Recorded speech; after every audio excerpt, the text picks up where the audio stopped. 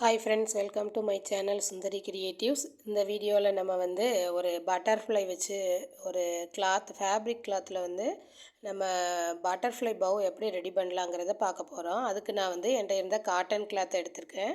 அது எத்தனை ஹைட் இருக்கோ அந்த ஹைட் நான் அப்படியே எடுத்துக்கிறேன். இதில் 4 பீசஸ் எடுத்திருக்கேன். நம்ம எப்போதுமே பவ் ரெடி பண்ணும்போது பார்த்திங்கன்னா ஒரு சதுரமான ஒரு ஷேப்பில் தான் நம்ம எடுப்போம். அது பார்த்திங்கன்னா ஹைட்டு இந்த நீளம் அகலம் ரெண்டுமே நமக்கு ஒரே சைஸில் தான் இருக்கணும். அதாவது இப்போ 4 சென்டிமீட்டர்னால் 4 சென்டிமீட்டர் கர்ச்சீஃப் யூஸ் பண்ணுவோம் பார்த்திங்களா, அந்த மாதிரி சேம் சைடில் தான் இருக்கணும். அது மட்டும் பார்த்துக்கோங்க. இப்போ எனக்கு பார்த்திங்கன்னா 4 பீஸ் 4.5 இருக்குது. எல்லா பக்கமும் 4.5 இன்ச்சு வர்ற மாதிரி நான் மார்க் பண்ணிவிட்டு எக்ஸ்ட்ரா இருக்கிற கிளாத்தெல்லாம் நான் கட் பண்ணி எடுத்துக்கிறேன். ஹைட்லேயும் வித்துலேயும் நமக்கு 4.5 வச்சுட்டு ஒரு ஸ்கொயர் ஷேப்பு எடுத்துகிட்டு அதை நான் எக்ஸ்ட்ரா உள்ள கிளாத்தை அப்படியே கட் பண்ணிட்டேன். 4 பீஸ் எடுத்திருக்கேன். இந்த 4 பீஸ் நமக்கு பட்டர்ஃப்ளைக்கு 2 பார்ட்டாக நம்ம இதை ஸ்டிச் பண்ணுவோம். ஒன்று சதுரமாக ஒரு பீஸ்லையும், இன்னொன்று ரவுண்டு பீஸ்லையும். அதுக்கு கீழே உள்ள பார்ட்டு பட்டர்ஃப்ளைக்கு ஹெட் பார்ட் சதுரமான ஷேப்லையும், அதனுடைய பாடி பார்ட் ஸ்கொயர் ஷேப்லையும் நம்ம இந்த ரவுண்ட் ஷேப்லையும் ரெடி பண்ணுவோம். அதனால் நான் 4 பீஸு 4.5 சென்டிமீட்டர் 4.5 இன்ச்சில் எடுத்திருக்கேன். இப்போ பார்த்தீங்கன்னா கொஞ்சம் பிசுறு முன்ன பின்ன கிளாத் இருக்கிற மாதிரி இருந்துச்சுன்னா கட் பண்ணிக்கோங்க. எனக்கு ஃபோல்டிங்கில் இருக்குது. இது நமக்கு ஃபோல்டிங்கில் இருக்க வேண்டாம். நம்ம சிங்கிள் பீஸாகவே கட் பண்ணி எடுத்துக்கலாம். 4 பீஸ் எடுத்திருக்கேன் பாருங்கள். 4 பீஸில் 2 பீஸ் நமக்கு சதுரமாக இருக்கணும். அதாவது ஃபுல் ஷேப்பாக அந்த சதுரத்தில் அப்படியே வச்சு நம்ம ஸ்டிச் பண்ணிக்கலாம். அதாவது நல்ல பக்கம் ஒன்று போல் இருக்க மாதிரி வச்சுட்டு கெட்ட பக்கம் தான் நம்ம அடித்து திருப்பணும். அடுத்து இன்னும் 2 பீஸை எடுத்துக்கோங்க. இது நமக்கு ரவுண்ட் ஷேப்பில் இருக்கணும். அந்த ரவுண்டை எப்படி நம்ம ட்ரா பண்ணலாம் அப்படின்னா, நீங்கள் ஒரு பாக்ஸோட மூடி அல்லது ஏதோ ஒரு சின்ன தட்டு மாதிரி வச்சு கூட நீங்கள் ஃபோல்டு பண்ணி அந்த தட்டை வச்சு வரைஞ்சிக்கலாம். அப்படி இல்லைன்னா நான் இப்போ செய்கிறேன் பாருங்கள், அந்த மெத்தடு ஈஸியாக ஃபாலோ பண்ணிக்கலாம். நம்ம ஃபுல் சர்க்கிள் அம்பர்லாக்கெலாம் கிளாத்தை ஒரு 4ஆக மடிப்போம் பார்த்திங்களா, அந்த மாதிரி மடிச்சுக்கோங்க.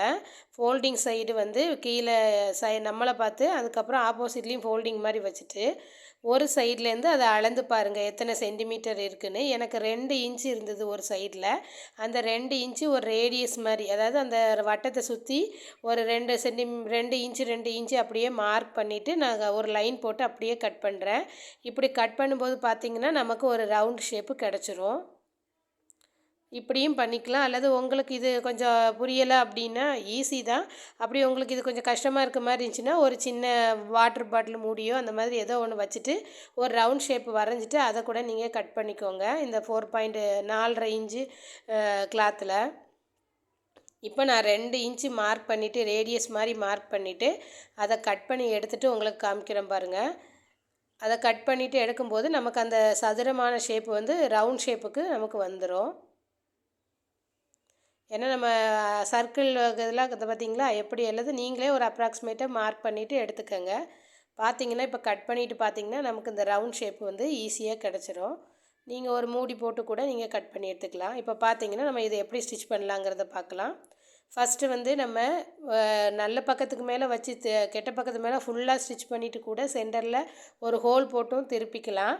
இல்லது நம்ம பவ் ஃபஸ்ட்டு ரெடி பண்ணோம்ல அதே மாதிரி தான் நான் இப்போ ஸ்டிச் பண்ண போகிறேன். ஒரு சைடில் ஒரு 3 இன்ச்சு கேப் விட்டுட்டு அது மார்க் பண்ணிக்கோங்க. நம்ம புதுசாக ஸ்டிச் பண்ணுறதுனால கூட கொஞ்சமே கேப் விட்டு ஒரு மார்க் பண்ணிவிட்டு அதுக்கப்புறம் நீங்கள் ஸ்டிச் போட்டுக்கோங்க. நான் ஒரு 2 இன்ச்சு கேப் விட்டுருக்கேன் பாருங்கள். இந்த மாதிரி மார்க் பண்ணிவிட்டு சுற்றி ஸ்டிச் பண்ணி எடுத்துக்கோங்க. இந்த 2 இன்ச்சு கேப்பை மட்டும் விட்டுருங்க. அப்போ தான் நம்ம கெட்ட பக்கத்துலேருந்து நல்ல பக்கத்துக்கு திருப்பி எடுக்க முடியும். இது நம்ம பவ் ரெடி பண்ணுற மெத்தடு தான். ஆனால் ஷேப் மட்டும் பட்டர்ஃப்ளைக்கு நம்ம கொண்டுட்டு வர்றோம், அவ்வளோதான்.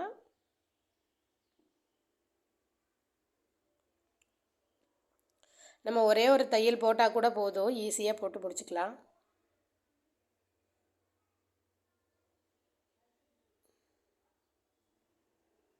சுற்றி தையல் போட்டுக்கலாம்.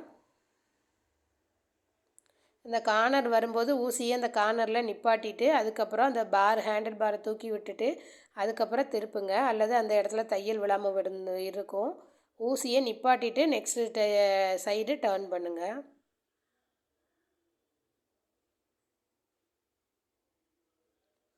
நம்ம 2 இன்ச்சு எதில் மார்க் பண்ணியிருந்தோமோ அது வரைக்கும் நம்ம ஸ்டிச் பண்ணிக்கலாம். அந்த கேப்புக்கு மட்டும் ஸ்டிச் பண்ணாமல் விட்டுருங்க.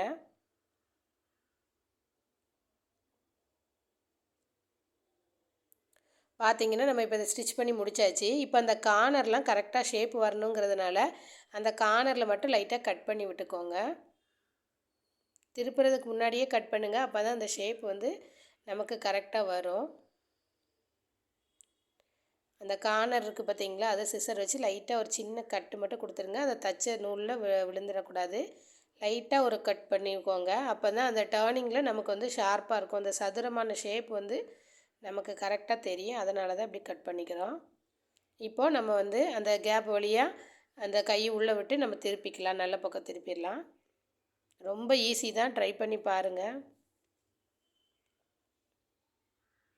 நம்ம கேப் அதிகமாக விட்டதுனால நமக்கு ஈஸியாக திருப்புறதுக்கும் வசதியாக இருக்கும். திருப்பிட்டு அந்த எட்ஜில் நம்ம கட் பண்ணி விட்டோம் பார்த்தீங்களா, ஒவ்வொரு கார்னர்லேயும் அதை வந்து சிஸ்ஸரு அல்லது பென்சில் பென்னு அந்த மாதிரி வச்சு லைட்டாக இழுத்து விட்டுக்கோங்க. அப்போ தான் அந்த ஷேப் வந்து நமக்கு கரெக்டாக நிற்கும். இல்லது மடங்குன மாதிரி இருக்கும். அதை கரெக்டாக எடுத்து விட்ருங்க.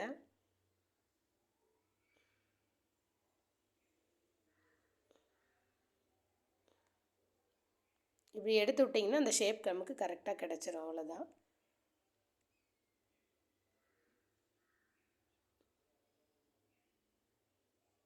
இப்போது அந்த நம்ம தைக்காம விட்டோம் பார்த்தீங்களா அந்த 2 இன்ச்சு, அதை வந்து அந்த பிசுறெல்லாம் உள்ளே போகிற மாதிரி வச்சுட்டு அப்படியே அதுலேயும் ஒரு தையல் போட்டுக்கோங்க. பிசுறு வந்து நமக்கு உள் சைடு போயிடுற மாதிரி லைட்டாக கொஞ்சம் உள்ளே தள்ளி விட்டுட்டு ஒரு தையல் போட்டு எடுத்துக்கோங்க.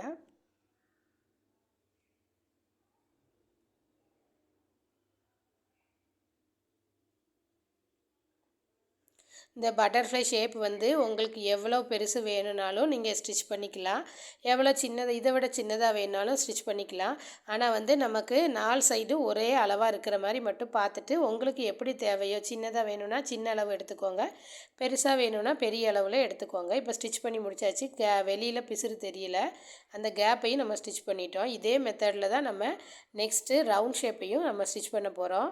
ரவுண்ட் ஷேப்லேயும் பார்த்துக்கோங்க. நம்ம கொஞ்சம் கேப் விட்டு நீங்கள் மார்க் பண்ணிக்கோங்க. உங்களுக்கு ஈஸியாக வரும்னா நீங்கள் அப்படியே வச்சுட்டு ஒரு பாதி கொஞ்சம் கேப் விட்டுட்டு நீங்கள் ஸ்டிச் பண்ணிக்கோங்க. நான் உங்களுக்கு மார்க் பண்ணி காட்டுறேன். பிகினராக இருக்கும்போது நம்ம தெரியாமல் கூட ஸ்டிச் பண்ண வாய்ப்பு இருக்குது. அதனால் அதை மார்க் பண்ணிவிட்டு ஸ்டிச் பண்ணிங்கன்னா நல்லாயிருக்கும். இப்போ இந்த சதுர ஷேப்பில் ஸ்டிச் பண்ண மாதிரி நமக்கு ரவுண்ட் ஷேப்பில் வராது. கொஞ்சம் கஷ்டமாக இருக்கும். அதனால் பார்த்து கொஞ்சம் நிதானமாக ஸ்டிச் பண்ணுங்கள். அந்த ஷேப் வந்து நம்ம ரவுண்டில் கொஞ்சம் ஸ்டிச் பண்ண கஷ்டமாக இருக்கும். கொஞ்சம் தள்ளி தள்ளி விட்டு மெதுவாக தைங்க, கரெக்டாக வந்துடும் அந்த ஷேப்பு.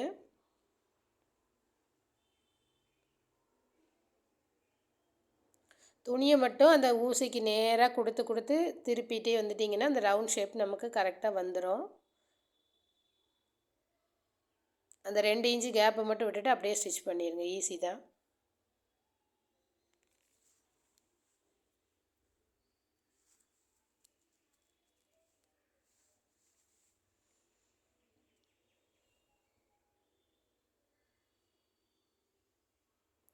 இப்போ ஸ்டிச் பண்ணி கம்ப்ளீட் பண்ணியாச்சு. அந்த எக்ஸ்ட்ரா கேப் விட்டுருந்தோம் பார்த்தீங்களா, அந்த கேப் வழியாக நல்ல பக்கத்துக்கு திருப்பி விட்டுக்கலாம்.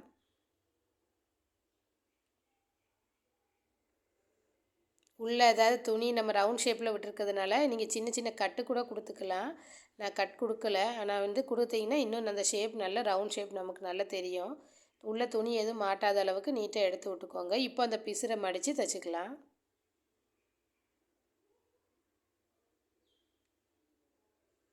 நான் அந்த உள்ள ஷேப்பை வந்து நம்ம ஷார்ப் பண்ணி விட்ட மாதிரி எடுத்து விடணும். அப்படின்னா தான் அந்த ரவுண்ட் ஷேப் நமக்கு கரெக்டாக கிடைக்கும். இன்னொன்று என்னென்னா 1/4 இன்ச்சுனா அந்த 1/4 இன்ச்சு ஷேப் கரெக்டாக அந்த லைனை அடிச்சுட்டே வாங்க. இல்லது அந்த ரவுண்ட் ஷேப் வந்து நமக்கு கொஞ்சம் மாறிடும்.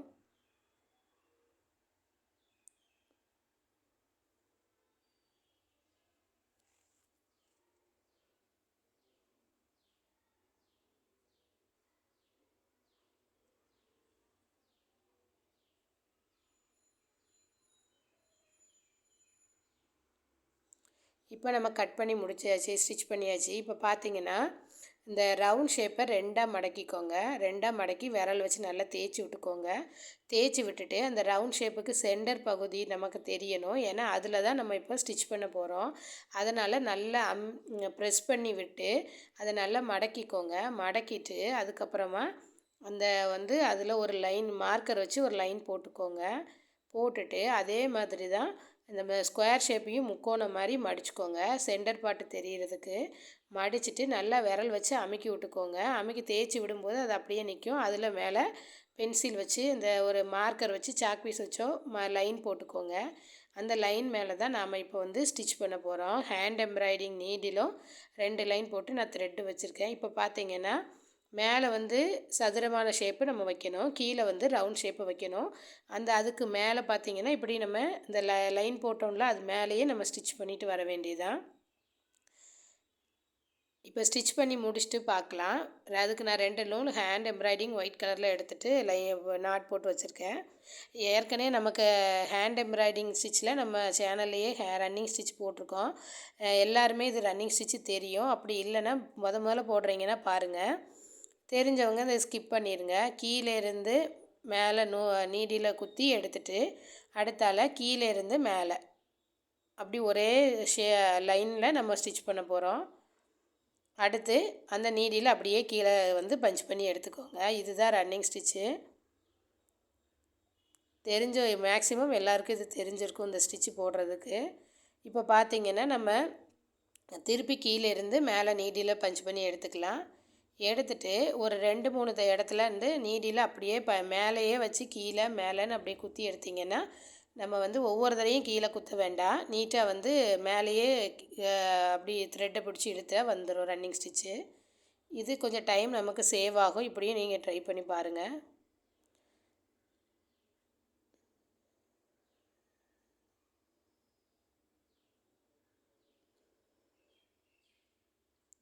ஒரு 2-3 ஸ்டிச்சு கொடுத்துட்டு அப்புறம் எடுத்துகிட்டு அப்புறம் ஸ்டிச் போடுங்க. அப்போ தான் நமக்கு அது கொஞ்சம் ஈஸியாக வரும். கொஞ்சம் லூஸாகவே தைங்க. நான் கொஞ்சம் டைட்டாக தைச்சிட்டு கடைசியில் முடிக்கும்போது பார்த்திங்கன்னா கொஞ்சம் டைட்டாக நாட் போட்டுட்டேன். அதனால் எனக்கு கொஞ்சம் ரொம்ப பிடிச்சி இழுத்த மாதிரி இருந்தது. நீங்கள் கொஞ்சம் லூஸாகவே லைட்டாக தைங்க போதும். ரொம்ப டைட்டாக நூலை பிடிச்சி இழுக்க வேண்டாம். கொஞ்சம் லூஸாகவே விட்டு தைங்க. அப்போ நீட்டாக வந்துடும். இப்போ இந்த கார்னர் ரவுண்ட் ஷேப்பில் முடிக்க போகிறோம். நெக்ஸ்ட்டு பார்த்திங்கன்னா இந்த ரவுண்ட் ஷேப்பு கூட இந்த ஸ்கொயர் ஷேப்பை நம்ம அட்டாச் பண்ண போகிறோம். கீழே வச்சுக்கோங்க ரவுண்ட் ஷேப்பை. ரவுண்ட் ஷேப்புக்கு கீழே வந்து ஸ்கொயர் ஷேப்பு வைங்க.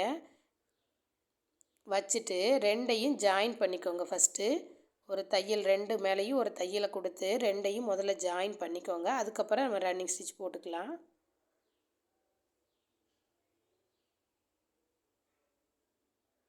ஒரு 2-3 தையல் அந்த இடத்துல கொஞ்சம் பக்கத்துலேயே போட்டுக்கோங்க. ஏன்னா 2 ஜாயிண்ட் ஆகிறதுனால நமக்கு 2-3 தையல் அதில் போட்டிங்கன்னா கொஞ்சம் ஸ்ட்ராங்காக இருக்கும். போட்டுட்டு அதுக்கப்புறம் நம்ம சதுரமான ஷேப்பில் லைன் சென்டர் லைன் போட்டிருக்கோம் பார்த்திங்களா, அது மேலே நீங்கள் ரன்னிங் ஸ்டிச் கொடுத்துக்கலாம்.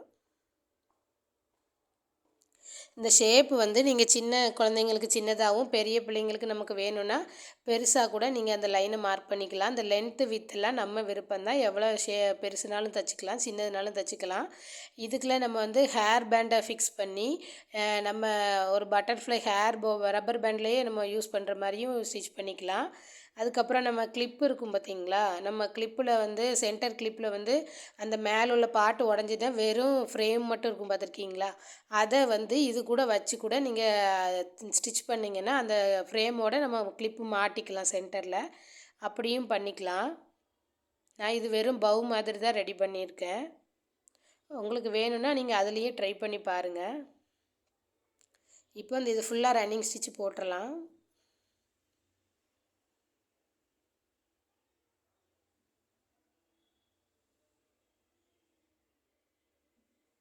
கொஞ்சம் ஓரளவுக்கு ஒரே ஷேப்பில் வர மாதிரி போட்டுக்கோங்க. ஒன்று சின்னது ஒன்று பெருசுமா இல்லாத அளவுக்கு பார்த்து போட்டுக்கோங்க.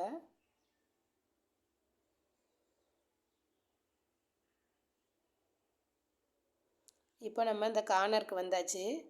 கார்னர் வந்ததுக்கப்புறமா நல்ல அந்த கார்னர் வரைக்கும் ஸ்டிச் பண்ணிக்கோங்க. ஸ்டிச் பண்ணி நீடியில் எடுத்துகிட்டு அப்படியே கட் பண்ண வேண்டாம். இப்போ பார்த்தீங்கன்னா நீடியில் உள்ள பார்ட் வந்து அப்படியே வச்சுருங்க. வச்சுட்டு ரவுண்ட் ஷேப்பில் நம்ம வந்து ஃபஸ்ட்டு ஒரு நாட் போட்டு ஸ்டார்ட் பண்ணியிருப்போம் பார்த்திங்களா, அந்த நூலை லேசாக பிடிச்சி இழுத்திங்கன்னா அந்த கிளாத் எல்லாம் சுருங்க ஆரம்பிச்சிரும். பார்த்திங்கன்னா தெரியும். ஏன்னா நம்ம ரன்னிங் ஸ்டிச் தான் போட்டிருக்கோம், லேசாக தான் போடணும். ரொம்ப டைட்டாக போடாதீங்க. ரொம்ப டைட்டாக போட்டிங்கன்னா அது ஏன்னா நானே கொஞ்சம் டைட்டாக தான் போட்டுட்டேன். கொஞ்சம் லூஸ் விட்டே போடுங்க. பெரிய பெரிய தையலாக போட்டால் கூட போதும். நான் கொஞ்சம் நெருக்கமாகவே போட்டேன்னு நினைக்கிறேன்.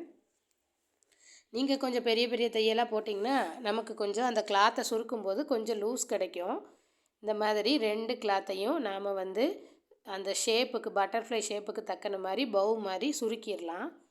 சுருக்கிட்டு அந்த கீழே உள்ள நம்ம ஃபஸ்ட்டு ஸ்டார்டிங்கில் உள்ள த்ரெட்டையும் கம்ப்ளீட் பண்ண எண்டில் உள்ள த்ரெட்டையும் நீங்கள் வந்து சேர்த்து நாட் போட்டுருங்க. போட்டுட்டு 2-3 ஸ்டிச்சு சுற்றி ஒரு அந்த கட்டுற மாதிரி நூல் கட்டுற நூலை கட்டிக்கோங்க 2-3 தடவை. பவு ரெடி பண்ண மாதிரியே தான் அந்த 2 நூலையும் பிடிச்சி ஒரு நாட் போட்டுக்கோங்க. போட்டுட்டு அதுக்கப்புறமா நீங்கள் 2 சுற்றிக்கோங்க இந்த சென்டர் பகுதியில். அப்படி இல்லைன்னா நீங்கள் என்ன பண்ணலாம், சின்ன சின்ன நம்ம பவுக்கு ரெடி பண்ண பார்த்தீங்களா, அந்த ரன்னிங் ஸ்டிச் போடாமலேயே அந்த மாதிரி கூட கை வச்சே நீங்கள் ஃப்ளீட்ஸ் மாதிரி வச்சுட்டு கூட நீங்கள் இந்த பவ்வை ரெடி பண்ணிக்கலாம். இப்போ சென்டர் பார்ட் வந்துருச்சு. இப்போ 2 நூலையும் நம்ம பிடிச்சி ஒரு நாட் போட்டுட்டு அதுக்கப்புறமா நம்ம பூ கட்டுற மாதிரி ஒரு 2-3 நாட்டு போட்டுக்குங்க. போட்டிங்கன்னா அது அப்படியே ஸ்டிப்பாக நின்றுக்கிடும் நமக்கு.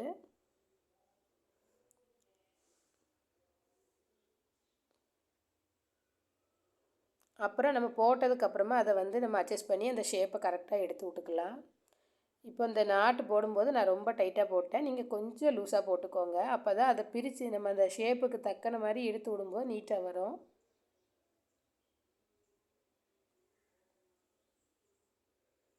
ஃபஸ்ட்டு 2 பக்கமும் உள்ள த்ரெட்டை எடுத்து ஒரு 2 நாட் போட்டு அதை கட் பண்ணி விட்டுருங்க. எக்ஸ்ட்ரா உள்ள கிளாத்தை கட் பண்ணிவிட்டு அப்புறம் பூ கட்டுற மாதிரி ஒரு 2 நாட் போட்டுக்கோங்க.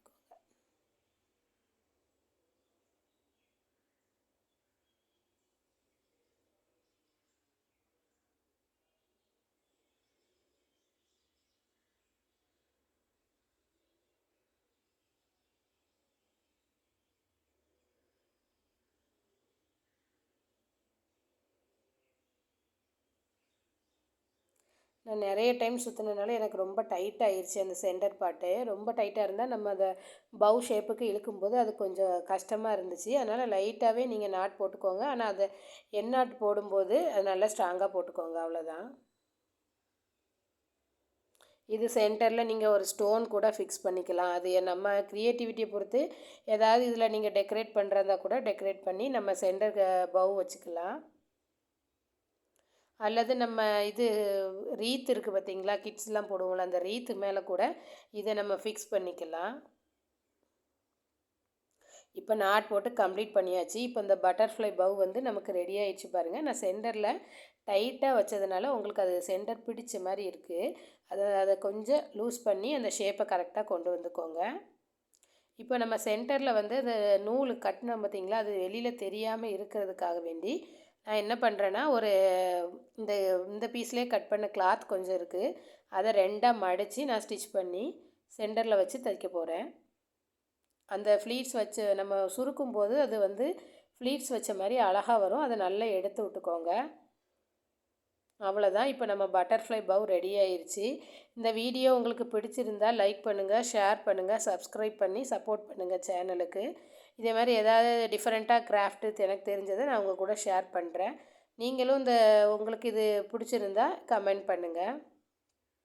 இப்போ பார்த்தீங்கன்னா அந்த ஷேப் உங்களுக்கு ஐடென்டிஃபை பண்ண முடியும்னு நினைக்கிறேன். நீட்டாக வந்துருச்சு. இப்போ நான் வந்து சென்டரில் அந்த த்ரெட்டு தெரியுது பார்த்தீங்களா, அது தெரியாமல் இருக்கிறதுக்காக வேண்டி இந்த இதில் கட் பண்ண கிளாத் இருக்குது, அதை நான் வந்து 4ஆக மடித்து தைச்சிட்டு அது சென்டரில் வச்சு தைக்க போகிறேன். அந்த த்ரெட்டு வெளியில் அது தெரியாமல் இருக்கிறதுக்கு. நம்ம ஆல்ரெடி பவ் ரெடி பண்ணும்போது ஸ்டிச் பண்ணது தான். இப்போ ஒரு ஃபோல்டு பண்ணிவிட்டு இந்த பக்கத்துலேருந்து ஒரு மடக்கு, அந்த பக்கத்துலேருந்து ஒரு மடக்கு மடக்கிட்டு சென்டரில் திருப்பி மடக்கிட்டிங்கன்னா அந்த பிசுறு வெளியே தெரியாமல் ஒரு நாட் வைக்கிறதுக்கு ரெடி ஆயிரும். அதை நம்ம இப்போ சென்டரில் வச்சு ஃபிக்ஸ் பண்ணிக்கலாம்.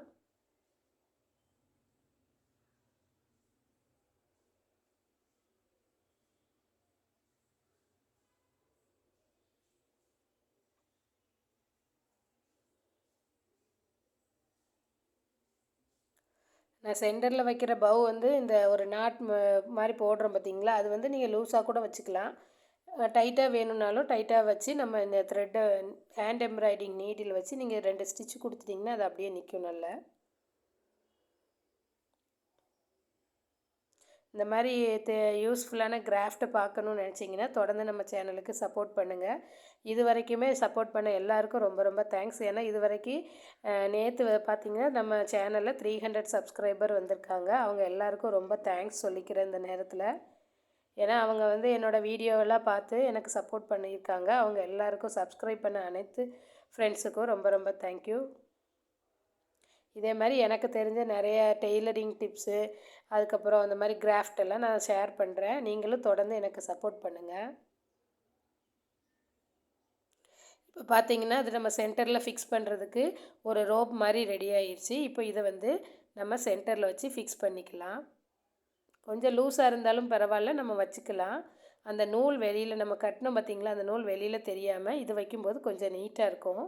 நீங்கள் வேணால் சென்டரில் ஒரு பட்டன் மாதிரியோ அல்லது ஒரு ஸ்டோன் மாதிரியோ ஃபிக்ஸ் பண்ணி கூட வச்சுக்கலாம்.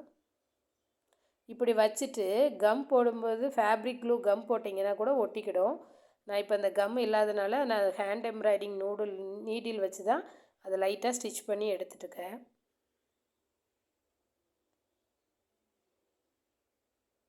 நீங்கள் சென்டரில் நாட் போடுறது கொஞ்சம் லூஸாக போடுங்க. அப்போ தான் நீங்கள் அந்த ஷேப்பை கரெக்டாக வச்சு இது பண்ண முடியும். நான் கொஞ்சம் டைட் பண்ணிட்டேன், அதனால் அது எனக்கு கொஞ்சம் டைட்டாக தெரியுது சென்டர் பார்ட்டு. அந்த பிசுரை உள்ளே மடக்கி விட்டுட்டு ஸ்டிச் பண்ணி எடுத்துருங்க.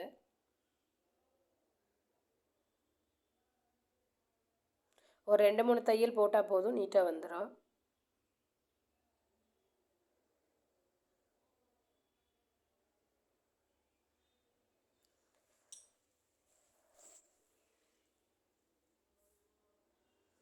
தையல் வந்து பின்பக்கமாக போட்டுக்கோங்க.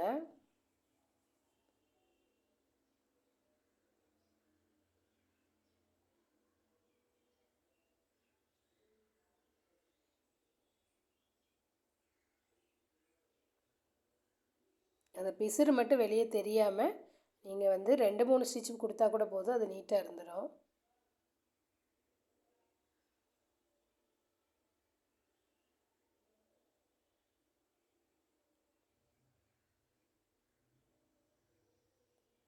எனக்கு நீடில் ரொம்ப சின்ன நீடில், அதனால் டக்குன்னு இதாகி வருது.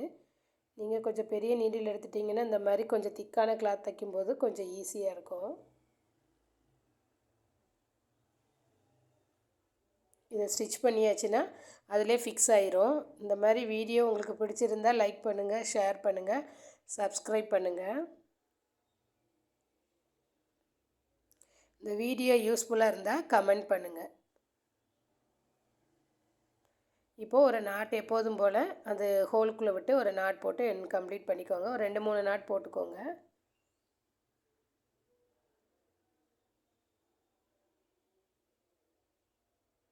எக்ஸ்ட்ரா உள்ள கிளாத்தெல்லாம் கட் பண்ணி நூலெல்லாம் கட் பண்ணி எடுத்துக்கோங்க.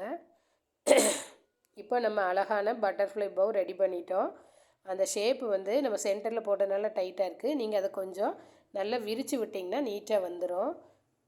பாருங்கள், அந்த ஷேப் நமக்கு கரெக்டாக வந்துடுச்சு. ரவுண்ட் ஷேப் வரும்போது அது பாடி பார்ட்டாக இருக்கும். ஸ்கொயர் ஷேப் வந்து அது மேலே உள்ள விங்ஸ் மாதிரி இருக்கும். தேங்க்யூ.